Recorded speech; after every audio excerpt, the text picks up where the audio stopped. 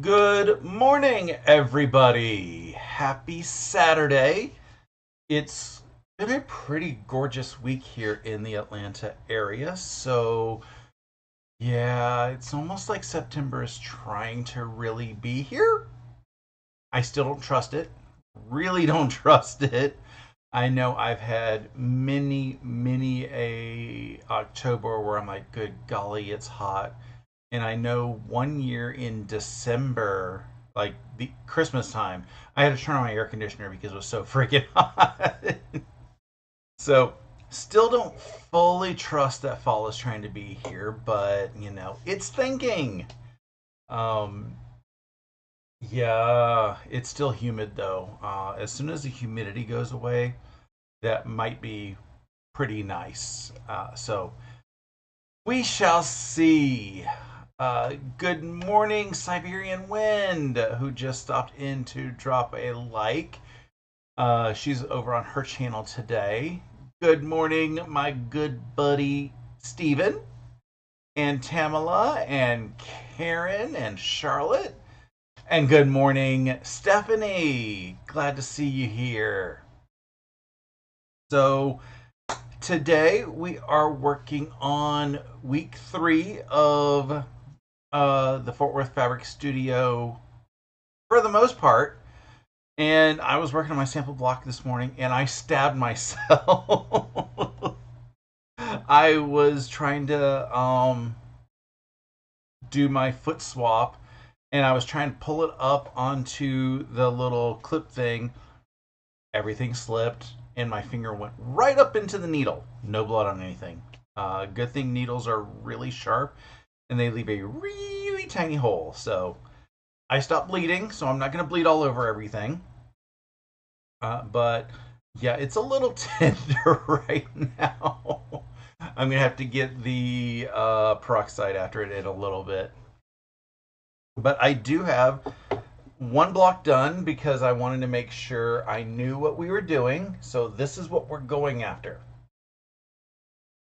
And let's see how we can get to it.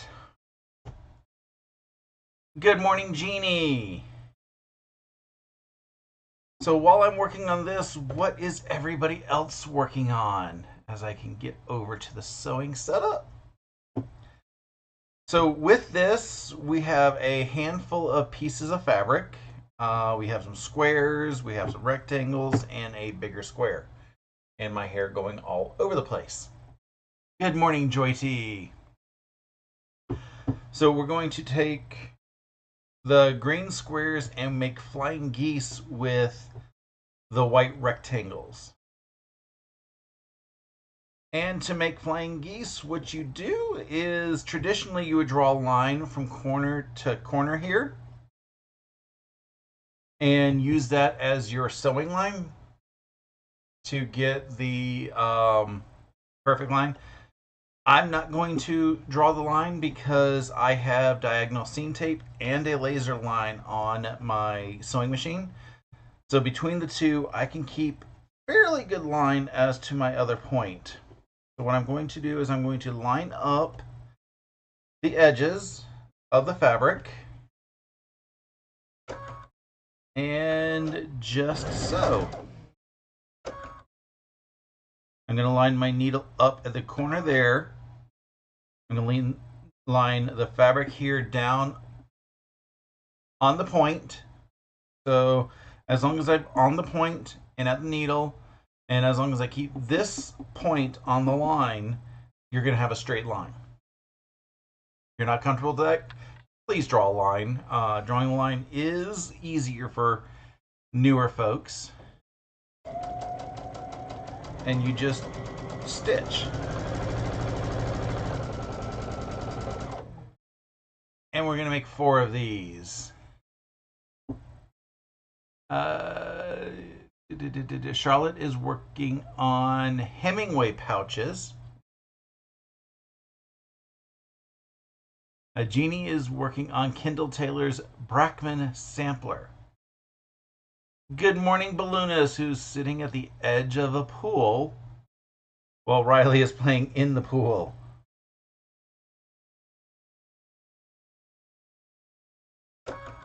if my Riley really cares for a pool. She doesn't really do much with the little wading pool at daycare.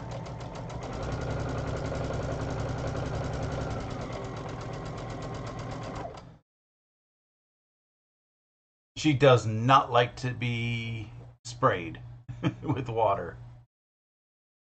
That I can tell you.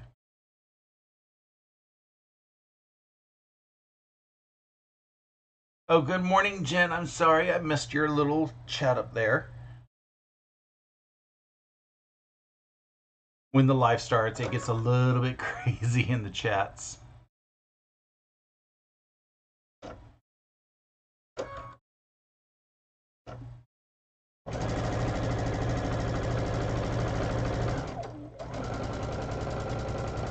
I hope everyone had an awesome Labor Day last weekend. It was very much a busy weekend for me. I basically did 3 lives 3 days in a row, which was a lot of fun over on John's channel and doing that collab with him. I don't have the project finished yet. That's on my list of things to try to do today and tomorrow.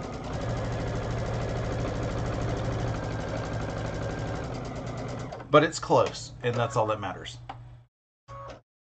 It's just borders, and borders, they take a long time, but they also don't take a lot of time, long time. I'm trimming the pieces apart. Shift these off to the side. And what I do with flying geese, and I also do these with half square triangles if I can, is after I set the seam, what I will do is I take the point that needs to be folded over and I just line it up with the other corner. And if you do that and press it down, you're going to have a perfect seam. And with the perfect seam or a perfect triangle, it makes you look like you did a lot of work and you may not have necessarily done it. You may have a tiny thread or two pucker underneath the seam. I'm guilty of that several times. But most folks aren't going to get that close to take a look to see if you have a slight pucker in there.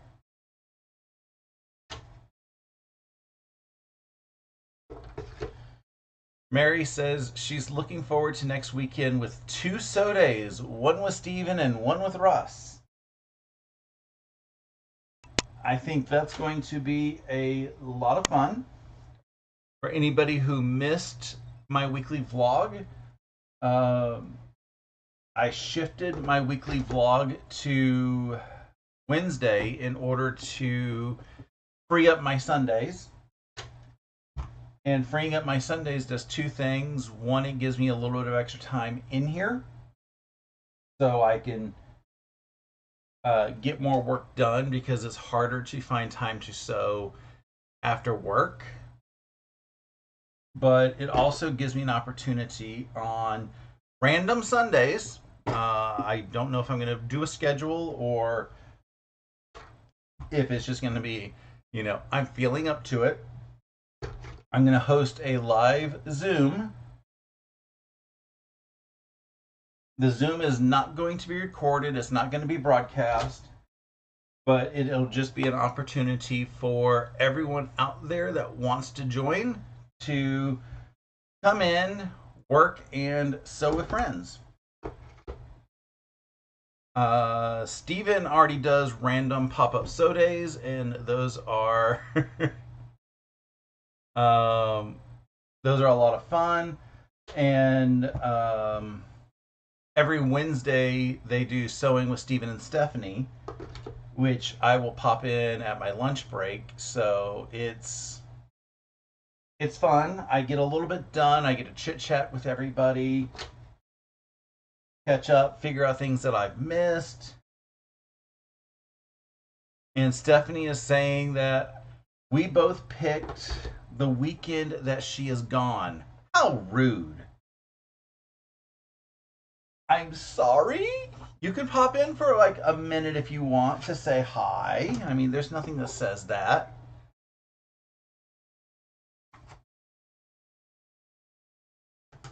But you're probably just going to be busy doing all kinds of other fun stuff, so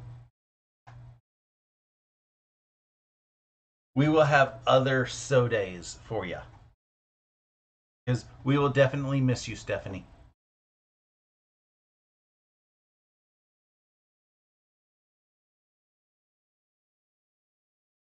Right now, I am trimming off the backs of the flying geese. So the there is a layer of fabric between what is folded back and the back. So you want to sew the back layers off, or cut the back layers off. And that just gives you less bulk in your product.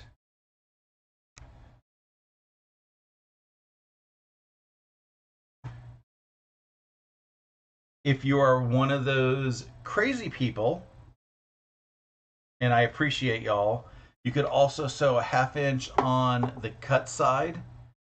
And if you do that, you'll have a bonus half square triangle already made.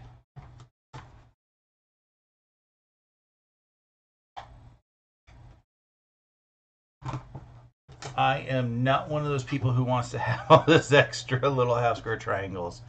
So I don't do that.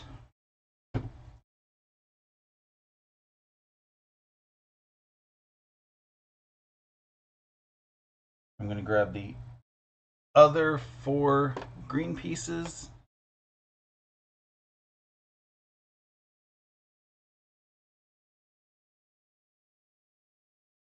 I know you were kidding, Stephanie.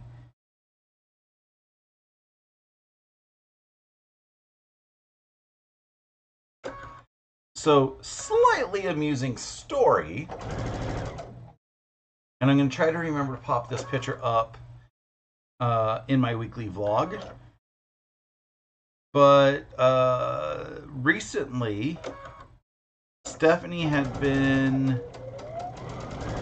Well, it wasn't just Stephanie, it was a whole bunch of people. And I'm not going to name names. But they were talking about, maybe we should hijack a quilting cruise. Basically, somebody that does quilting cruises will do their standard fare of, signing people up for their event. So, because they have, all of the resources to do that. And we just have a group of us that all just happen to sign up for the same cruise. So it's almost like, hijacking it. Obviously, we would let the folks who do who organize it do all of their proper stuff, but we would have little side shenanigans going on and enjoying ourselves and getting to meet each other like that. In order to do that, I need a passport. And I had a passport many years ago, but I let it end up expiring and never renewed it. And now I'm out of the renewal phase of it. So I essentially have to apply fresh for my passport. Which, remembering all those years ago when I first did it, I was like, this is just a pain in the neck. And it's also a giant pain in the neck for me because I was born on a military base in Germany. And that means, my standard birth certificate is, it's got German and English and Spanish and French and it's got all the European languages on it. And when I moved, when I was first applying to colleges, I had some like additional proof I had to do to say, I really am, me and from the United States, an American citizen. When I moved to Georgia, they wouldn't accept my birth certificate that I had. It had the seal and everything in it, but because it's got all those languages and it's from Germany, they wanted me to get my birth certificate translated. I'm like, it's got English on it. So once I eventually got all of that settled, I basically said, I need a passport because passport trumps everything. And I ended up getting it. Didn't really need to use it except for I used it as my getting hired documentation a couple times. One time. And never needed it again because I haven't traveled internationally. And I want to go to Australia. I've always wanted to go to Australia ever since the Facts of Life went. Uh, but I also understand everything in Australia can kill me, even the cute little fluffy things. So I ended up, like I said, letting it fall off. And I've let it fall off too long that I need to apply fresh. So I started that process yesterday. And in the matter of doing the process, they ask for, your parents' information and all that other stuff. And I was like, I texted my sister, I said, okay, I think I know these things, but can you confirm mom's birthday, both of them's place of birth? And she had mom's immediately. But she's like, I gotta go look for dad's stuff. And then she goes, it should be on your birth certificate. I was like, you're smart. So I went upstairs or I went downstairs, grabbed my file with my birth certificate and everything else in it. And I found the hospital certificate of birth. I think that's what a record of birth or whatever the hospital form is that you get. Inside that form, it had, the information I was looking for. It verified the birthdays, it verified places of birth, but it also had their current address. And I was like, well, that's kind of interesting. So I Googled that address, and the best I can do was get Street View because it's on base, and Google Maps is not allowed on base.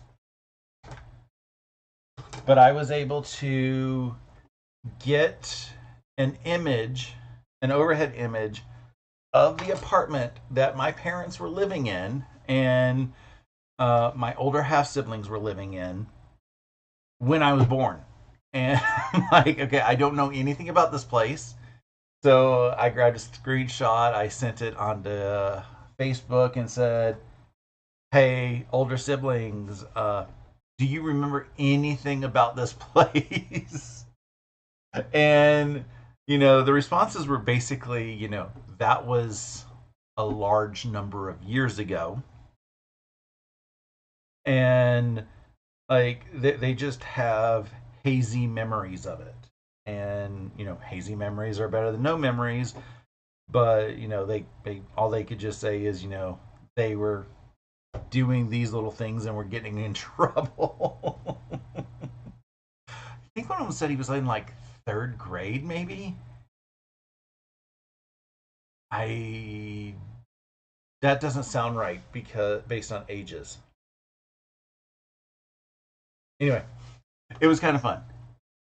Good morning, Sue. So I got all the half square triangles, flying geese. That's what these things are. I got all the flying geese made up, and I had them laid out in star formation. This is an easy block. I may end up doing two on the live. I am going to swap feet, and this time not stab myself. Because I was doing that, but the foot moved.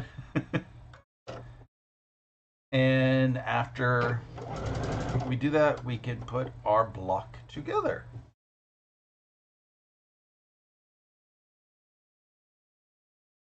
So yeah, all that long story to say, I am working on getting my passport. I asked my sister, should I get a passport book or a passport card? Because, you know, she goes to Canada quite often. And her initial question was, are you planning on going anywhere besides Canada? And I was like, in the short term, no, but eventually, facts of life. And then later, as I was doing the application and was reading all the rules and regulations, it says that the passport card is not valid on any international air travel. And that in itself made me say I need the passport book because I will not be driving to Canada. No offense to any Canadian friends, but that's a really long trip for me to think about driving. So if I was to go to Canada, I would fly and therefore need a passport book. So that's what I am applying for. I need to get my passport photo done. And I have an appointment on, what is that date? The 19th to go get that done.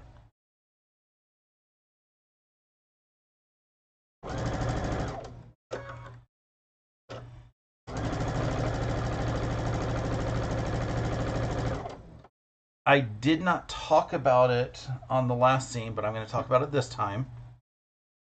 When you put your flying geese on top of another block, you're going to want to line everything up like you normally do.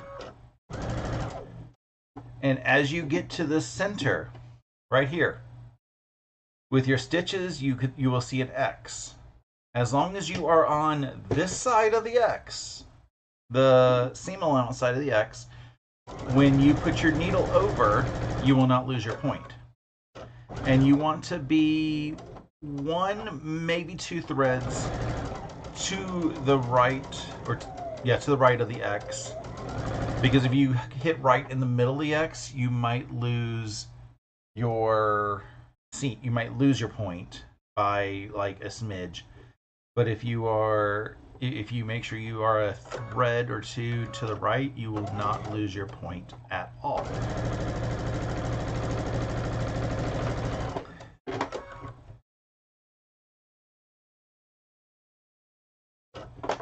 Mary says the card was designed so that you could leave your passport in the safe at the hotel and just carry the card when sightseeing.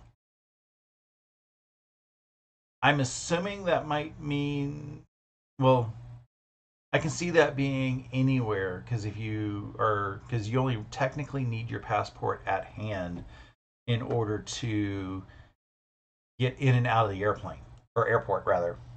So that sounds interesting.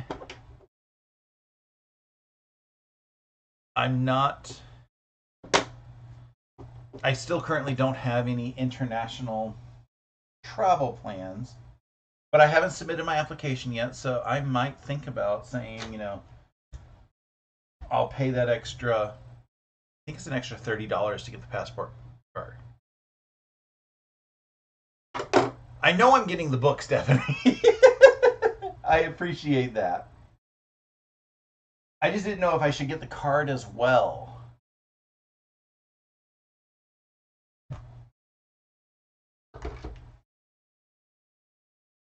And Mary's comment makes it suggest maybe.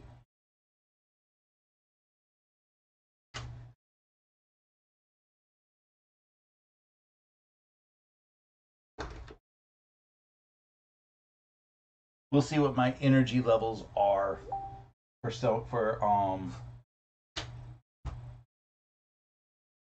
submitting all that paperwork.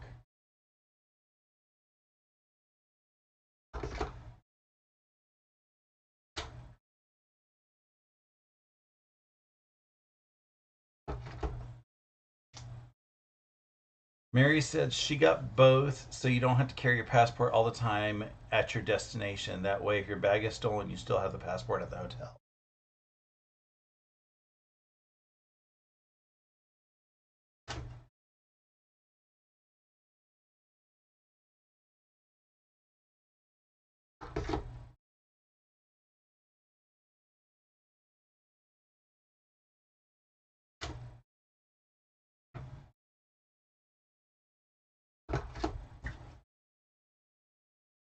Okay, I have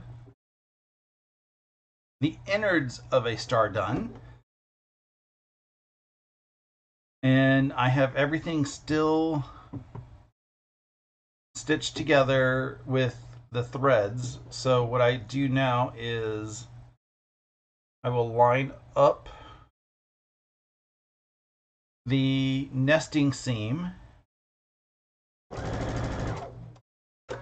and I get a few stitches in, and then that's when I start snipping the threads apart.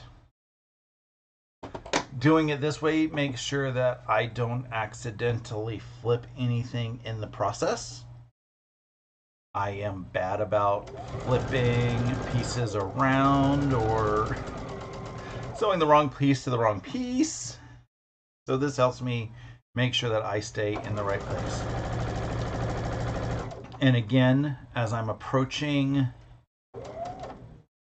the flying geese point, I try to stay as close as I can onto the seam. And then line everything up and go to town.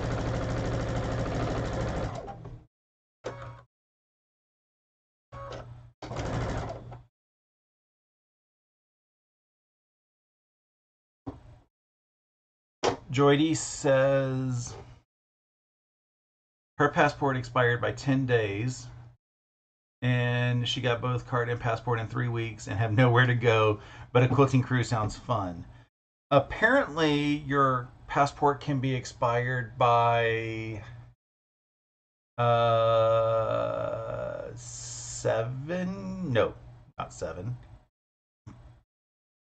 15 year, or not 15 years, but 5 years. That's the number. I had to do math because a passport is valid for 10 years. Your passport can be expired for 5, and you don't have to go through the new application process. But you do have to, provide all of your proper. I think that's just a regular standard passport renewal thing with all the documentation. I do remember when I did get my passport, one of the questions is, have you ever had a passport before? And I was like, I don't know how to answer this question. And the reason is, it says if you have, what is your old passport number? So when I was doing because you have to do everything at a post office or a passport office, I was at the post office and I said, okay, I do not know which one of these two I need to submit because I filled out both forms. And he goes, what do you mean? I said, well, there's this one question. Have you ever had a passport? And if so, what was the number? And he says, okay. I was like, well, I had a passport 30 years ago. And he goes, you look like you're 30-ish. I was like, exactly. And I explained I was born in Germany. They got me a passport when I had to come back home, which I was only a couple months old. I've seen the passport, so I technically know that it exists. But I have no idea where it would be at this point because things got lost in the move from South Carolina to Massachusetts. And He goes, okay, let's just say you never had a passport, and if it does come back with questions, feign ignorance because you're a baby. And I was like, okay, that sounds like the easier thing to do. I'm sure it's like a lot less work on everything. And like I said, he had no idea what to do either. So he's like, let's just make something up. So, uh, whatever the normal time frame to get a passport was, mine was like 3 weeks longer than even the longest. And I was like, okay, I'm guessing it's because they had to do a little bit of extra legwork because I got popped up in the system as already having had a passport. And I said no.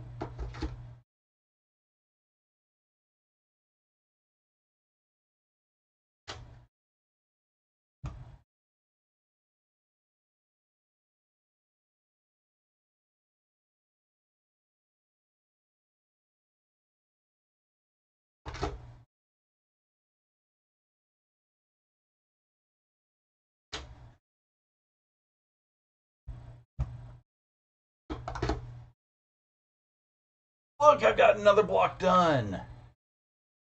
And let's talk about how I pressed it. The first pair of seams that I did, I pressed pointing towards the center because that's where these blocks wanted to go. These outside seams, with the long seams that I just did, I pressed going outward because these corners naturally want to go outwards. This is a big pain in the neck right here. I just gave it some extra pressing, and I may get some magic juice out after it later. But this is fine. It's not going to be too big of a deal. But I think this one came out pretty darn snazzy. I still have all my points. So let's go for one more since, it's only halfway through the live. Good morning, Donnell.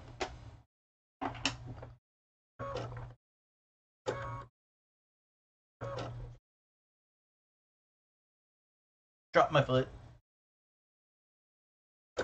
I was watching Donnell earlier, and she had some stuff made with ladybugs on it, and I was like, yeah, ladybugs are evil.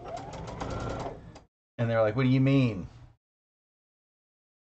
So I had to tell a story. Sophomore year of college, I had a ladybug infestation in my dorm room, and it was bad. So bad that I woke up with one in my mouth one day. And ladybugs are a cousin of stink bugs. And when you startle them, they do something very similar to what stink bugs do. I was not happy.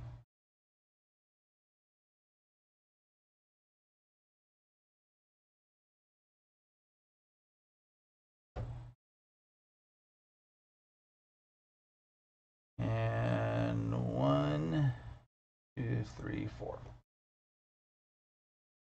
Okay, I've got all my individual pieces. So let's make some flying geese again.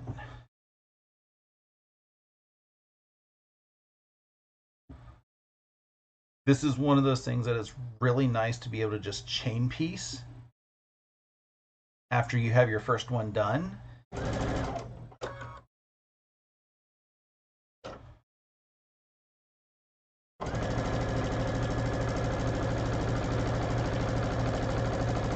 I think what I'm going to do is when the live is over, just chain piece this and the rest of the trees from last week. I haven't quite finished those yet.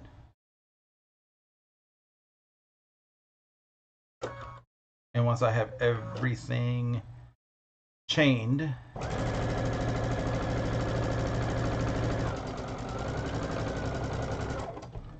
everything goes by very quickly.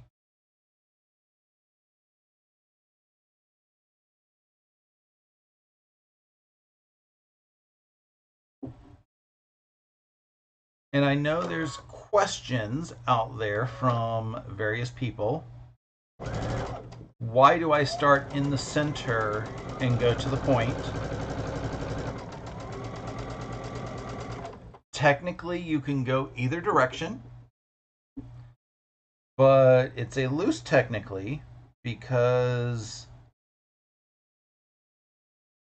this point, if you tried to put the point in, it's likely to get pulled down into your feed dogs. Whereas this side, when you have the full side, it's going to be much more difficult for your machine to say, I'm hungry, I'm going to eat your fabric.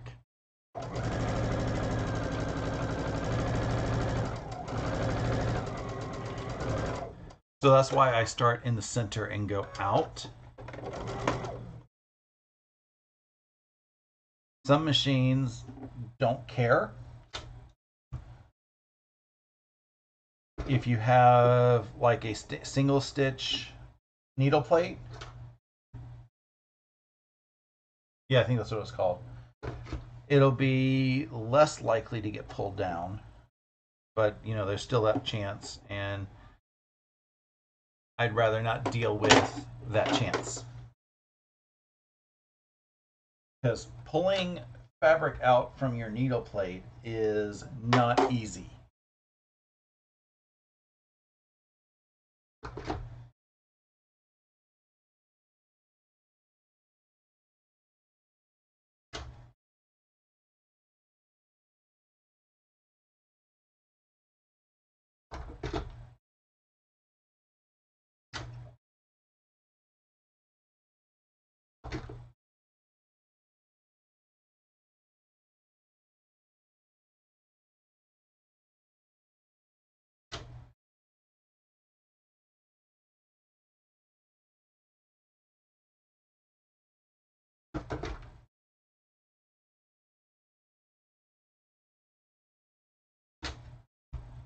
So does anybody have any exciting weekend plans going out there? Oh, my hair. I need to start putting some product in my hair before my lives, because when I look down, my hair likes to Superman it. That one little curl likes to come down.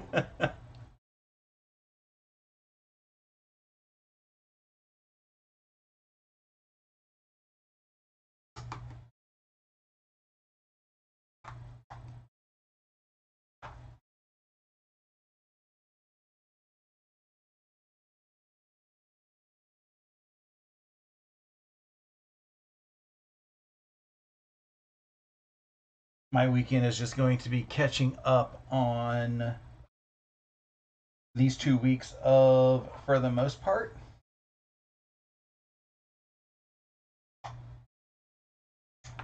And I also have to decide a background color,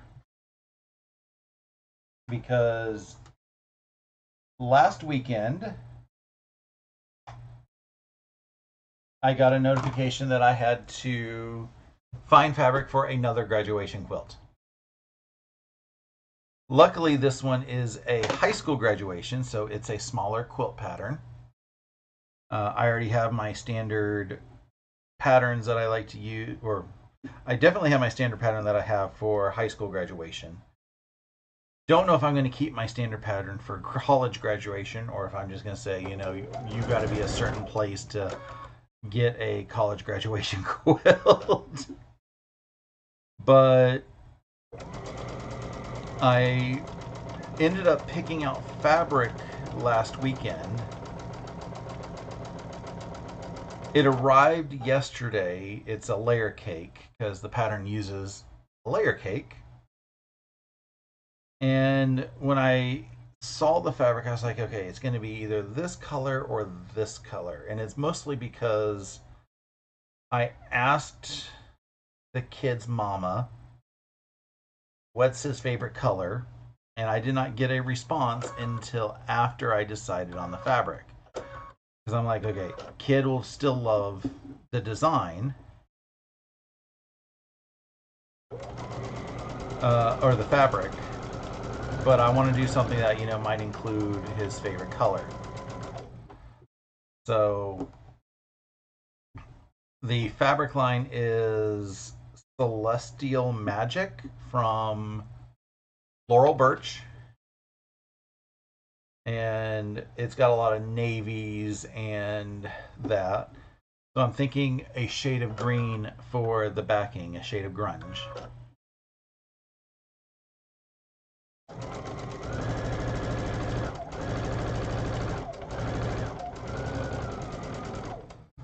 I just got to pick the shade of grunge.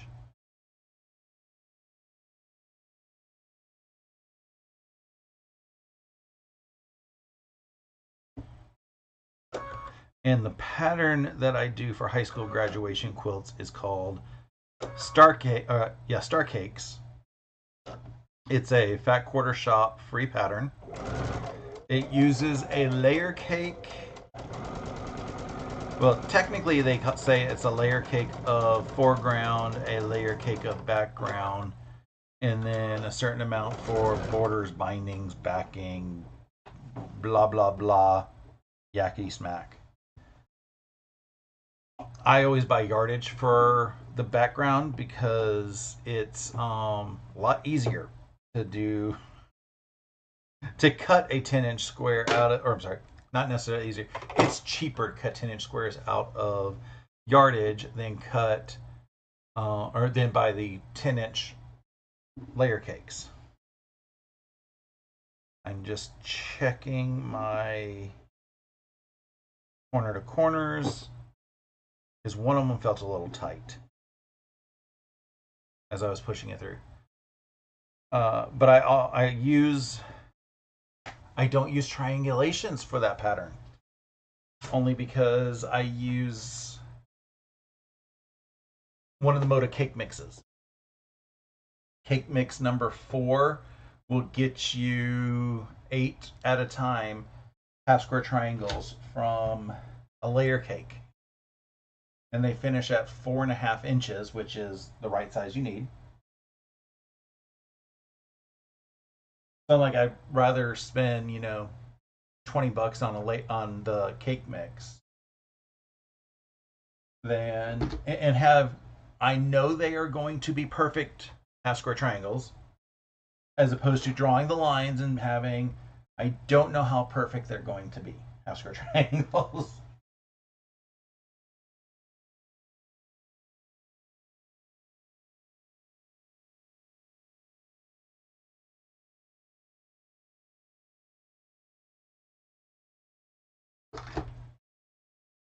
But it's a very simple pattern. You just grab a whole bunch of uh,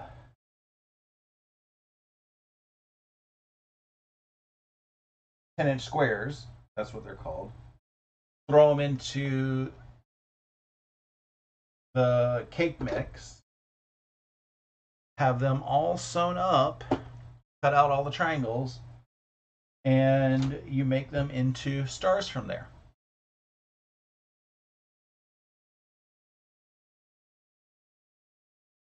I have made that pattern for both my nieces for their high school graduations.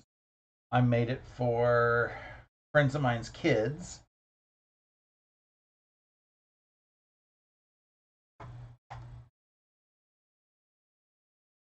And it's just a wonderful, easy pattern.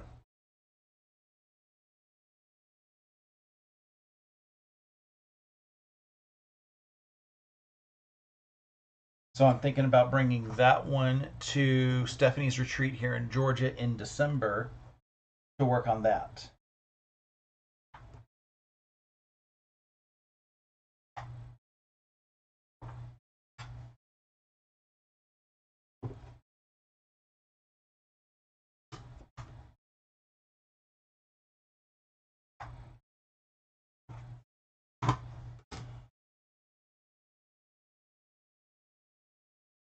And we have another layout to do.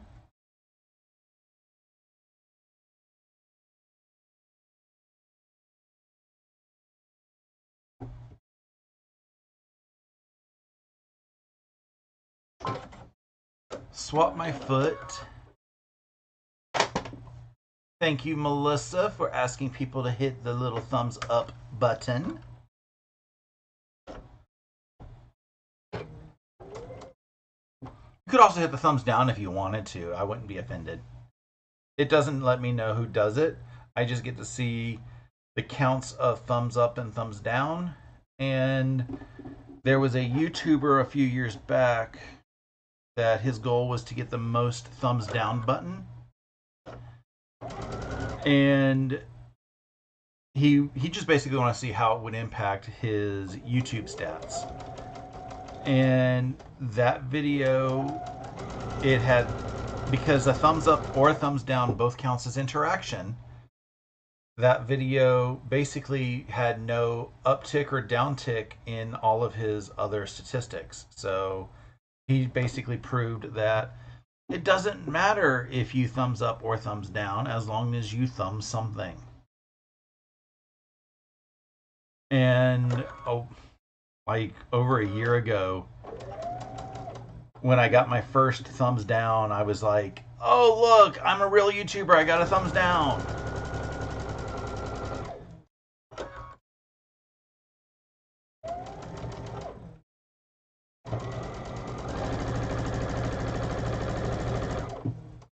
I honestly do not look at the thumbs up to thumbs down ratio.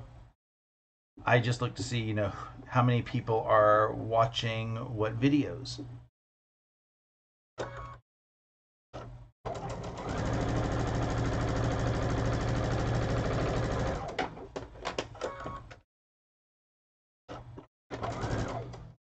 Because YouTube does not pay enough for me to right now care about trying to make, you know, everybody happy with the thumbs ups.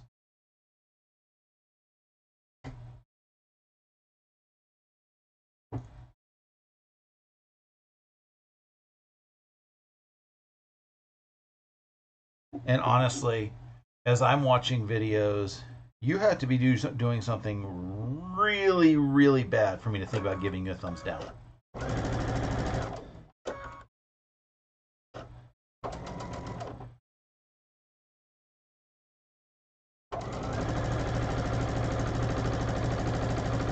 But I do think if you do give thumbs downs, then I think the algorithm starts to pull that content creator out of your feeds.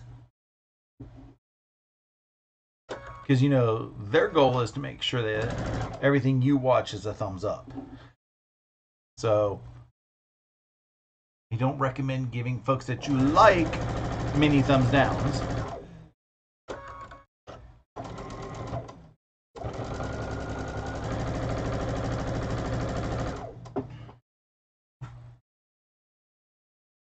But it does help your algorithm a little bit if you end up getting suggested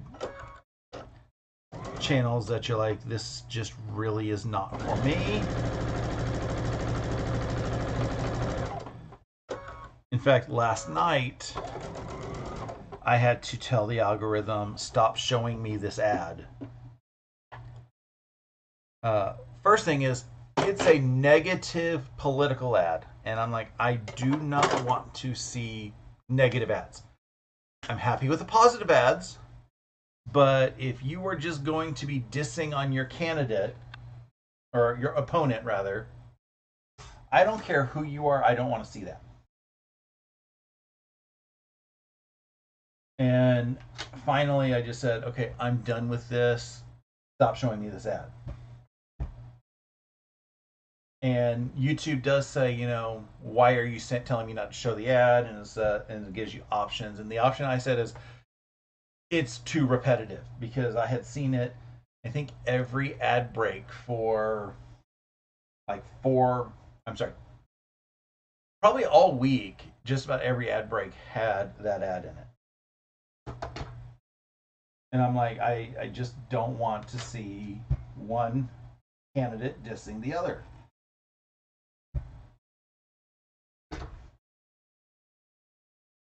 So I got replaced with a different ad from that candidate, which I think was still dissing the other, but I'm like, okay, at least it's not the one that I can't stand until this one I can't stand anymore. I pretty much did that. Or I'm sorry, I've pretty much decided who I am voting for, unless something drastic changes over the next 2 months. So campaigning to me is not necessarily a good spend of their money. Steven asks, how do you do that? The only answer I can tell you is how I did it on my TV.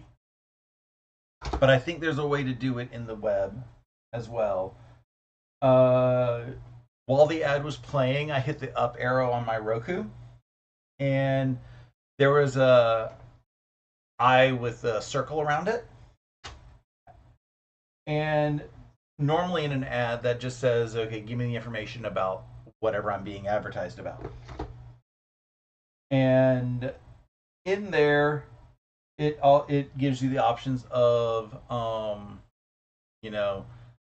stop showing me this ad, and then it asks you why. And I don't know how long it prevents that ad from showing up for you, because this is the first time I've had to do it.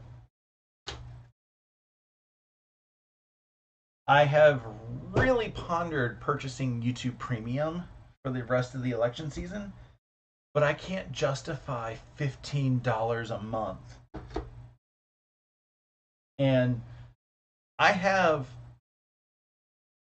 two different accounts that I have on YouTube.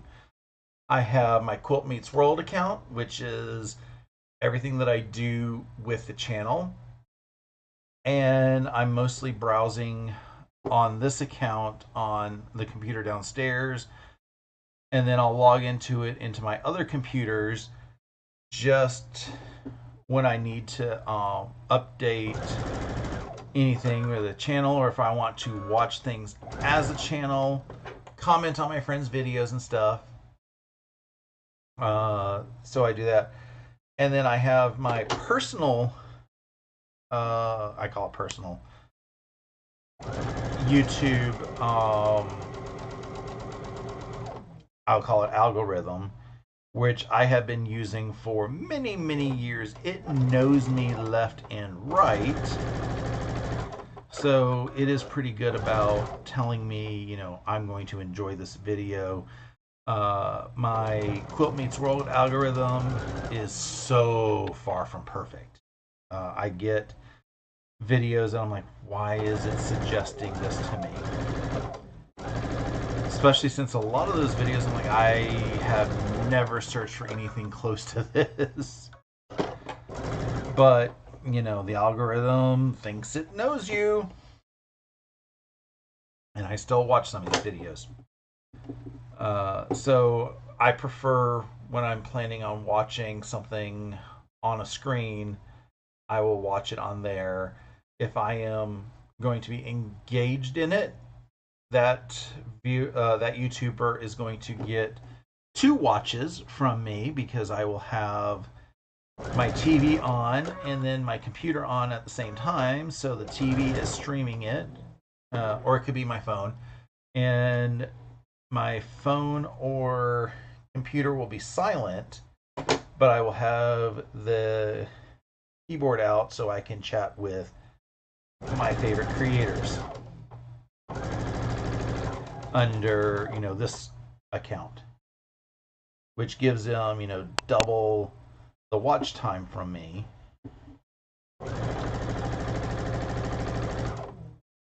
And keeps me from having to go through that whole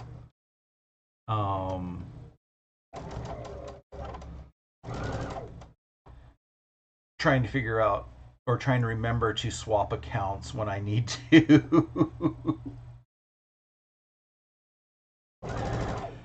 Steven gets suggestions for bras. I think, Steven, YouTube heard you when you were in Dollar General this past year. and it thinks that you need bras. That's the only excuse I can give you.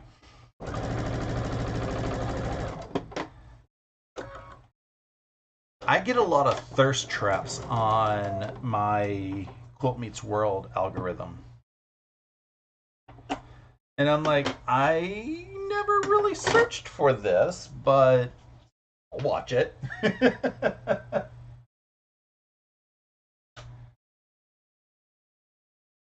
Some of them are good, some of them are eh.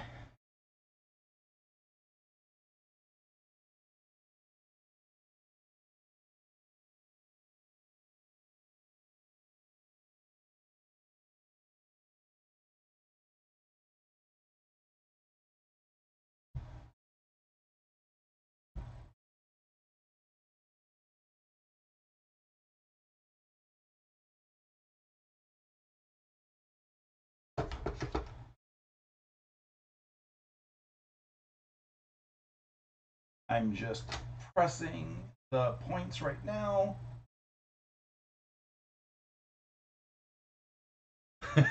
Melissa's laughing at.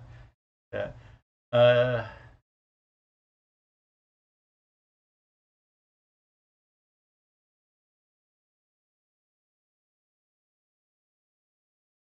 the bras were $15 at Dollar General.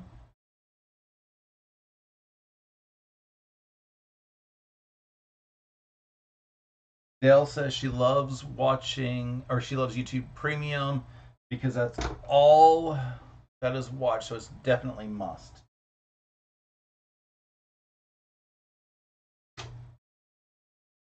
YouTube is about 80% of what I watch. But I also have a very large DVD and Blu ray collection, and I have digitized those so I can watch them on any screen without having to have a player at that screen. So it saves me, money from having to buy a Blu-ray player for my sewing room, for my kitchen, for my living room, for my bedroom, for the guest bedroom. So I have all of these places that I don't have to purchase. Instead, I purchased, lots of dollars in equipment in order to have a home media center. Uh, and all the hours of digitizing everything. So it's you take some good, you take some bad, you take them both, and there you have everything that I do. So this is the block that I just finished. Whichever direction is supposed to be up. I can't tell with these tossed flowers. This is the other one that I worked on this morning. And then this is the one that I did before the live. So I now have 3 of the 5 stars done. Which means, I'm sorry, 3 of the 8 stars done, which means 5 to go. That's how math works, Russ.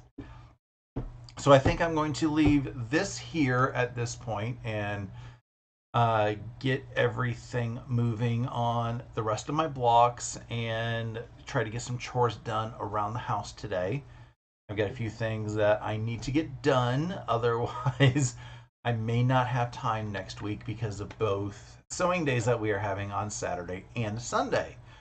Look out on Wednesday for my vlog for the details of the sew day that I will be hosting on September 15th.